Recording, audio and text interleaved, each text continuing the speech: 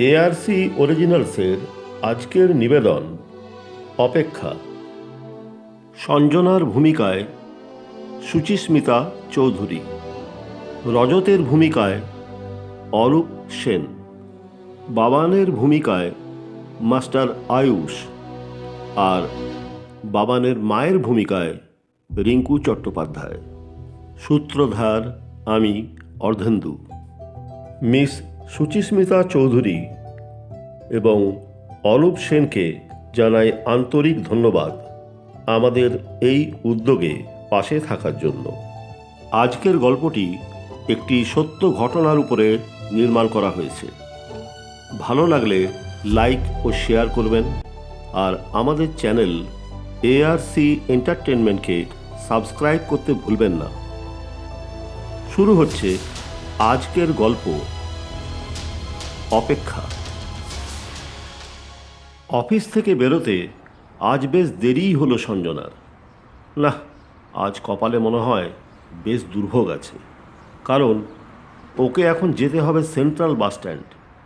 এখান থেকে প্রায় 2-2.5 কিলোমিটার তো হবেই। অন্যদিন টোটো পাওয়া যায়, কিন্তু আজ কেমন যেন একটু ফাঁকা ফাঁকা। না, আর দেরি করা যায় না।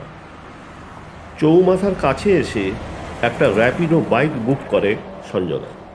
কিছুক্ষণের মধ্যেই একটা বাইক এসে দাঁড়ায় ঠিক সঞ্জনার সামনে। হেলমেট খুলে বাইকার জিজ্ঞেস করে, ম্যাডাম, আপনার বুকিং ছিল? হ্যাঁ দাদা, একটু তাড়াতাড়ি চলুন না, না হলে বাসটা মিস হয়ে যাবে। সেন্ট্রাল বাস স্ট্যান্ড তো? আপনার ওটিপিটা বলুন ম্যাডাম।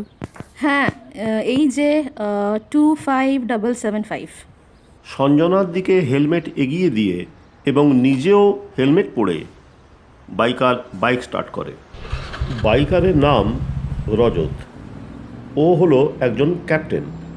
না না, যুদ্ধক্ষেত্রের নয়, আসলে র্যাপিড বাইকারদের ক্যাপ্টেন বলা হয়। বেশ কবছর হলো ও এই কাজটা করছে। বাড়িতে রয়েছে তার স্ত্রী আর ছোট্ট 4 বছরের ছেলে বাবান। রজতকে একটু তাড়াতাড়ি ফিরতে হবে, কারণ আজ বাবানের জন্মদিন। গত বছরটা কেমন যেন দেরি হয়ে গেল, বাবানের জন্মদিনে ঠিক সময় পৌঁছতে পারেনি।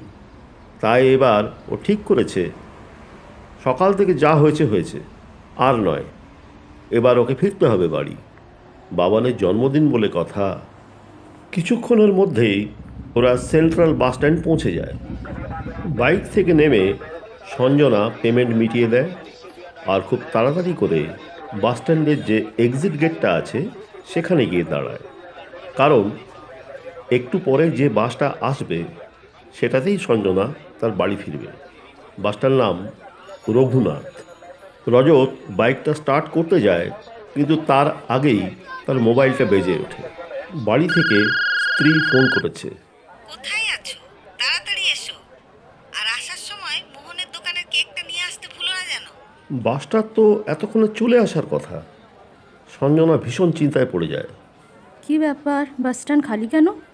ও ভাই, রঘুনাথ বাসটা কি এখনো আসেনি? পাশের পান দোকানের ছেলেটাকে জিজ্ঞেস করে সঞ্জনা। দোকানদার জবাব দেয়, না দিদি, ওটা ব্রেকডাউন হয়েছে, আজ আসবে না। হাত পা ঠান্ডা হয়ে আসে সঞ্জনার। এই সময় আর তো কোনো বাসও নেই। এখান থেকে তার বাড়ি প্রায় 30 কিলোমিটার দূরে। কি করবে? আস্তে আস্তে রাত নামছে, দোকানপাট একটা একটা করে বন্ধ হচ্ছে।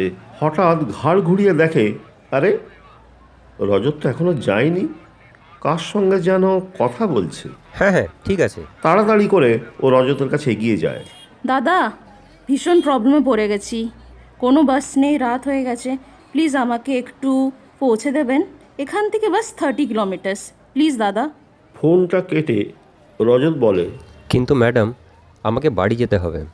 আজ আমার বাচ্চাটার জন্মদিন, ওর জন্য কেক নিয়ে যেতে হবে। প্লিজ দাদা, আমার অবস্থাটা একটু রিয়েলাইজ করুন। রাত হয়ে গেছে, এখন আর কিচ্ছু পাবো না। বাড়িতে অসুস্থ মা।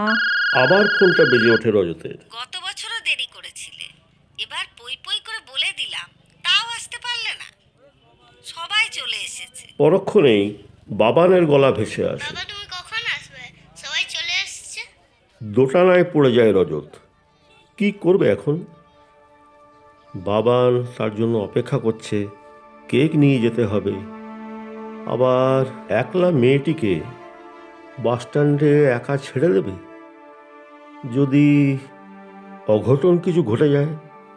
এক মুহূর্ত ভেবে রজত মন স্থির করে নেয়। বাবানকে বলে, হ্যাঁ বাবা, আমি তাড়াতাড়ি চলে আসব। এবার সঞ্জনার দিকে তাকিয়ে বলে, আপনার বাড়ির লোকেশনটা সেন্ড করুন। প্রায় ঘন্টাখানেক পরে ওরা সঞ্জনার বাড়ি পৌঁছয়। বাইক থেকে নেমে সাইড ব্যাগ খুলতে খুলতে সঞ্জনা বলে, অনেক ধন্যবাদ দাদা, পেমেন্ট করে দিলাম। আর এটা রাখুন, এটা আপনার ছেলের বার্থডেতে আমার হয়ে উইশ করে দেবেন। যান যান, আপনার জন্য সবাই অপেক্ষা করছে। চলি, হ্যাঁ, বাই। মুখে কিছু না বলে হাত নেড়ে রজত বাইক স্টার্ট করে। অনেক দেরি হয়ে গেছে। প্রচণ্ড গতিতে বাইক চলতে থাকে হাইওয়ে ধরে। একটা ট্রাক বেশ কিছুক্ষণ ধরে আগে আগে চলছে, কিছুতেই সাইড দিচ্ছে না। একটা টার্নিংয়ে মরিয়া হয়ে রজত ওভারটেক করতে যায়, খেয়াল করে না ওধার থেকে প্রচণ্ড গতিতে এগিয়ে আসছে একটা ট্যাক্সি। কিছু বোঝার আগেই ঘটনাটা ঘটে গেল। রজতের বাইক মুখোমুখি ধাক্কা মারল ট্যাক্সিটাকে। দেহটা শূন্যে উঠেই আছড়ে পড়ল কালো পিচের রাস্তায়। ওদিক থেকে আসা একটা মালবাহী ট্রাক থেঁতলে দিয়ে চলে গেল, হেলমেট খোলা মাথাটা। বাবান তখন অধীর আগ্রহে অপেক্ষা করছে বাবার জন্য। বাবা আসবে কেক নিয়ে, কত মজা হবে। বাবা এত দেরি করছে কেন? কখন থেকে অপেক্ষা করছে সে? ছোট্ট বাবান কি করে জানবে কিছু অপেক্ষা যে কোনোদিনই শেষ হয় না। কখন আসবে? বাবা, তুমি কখন আসবে?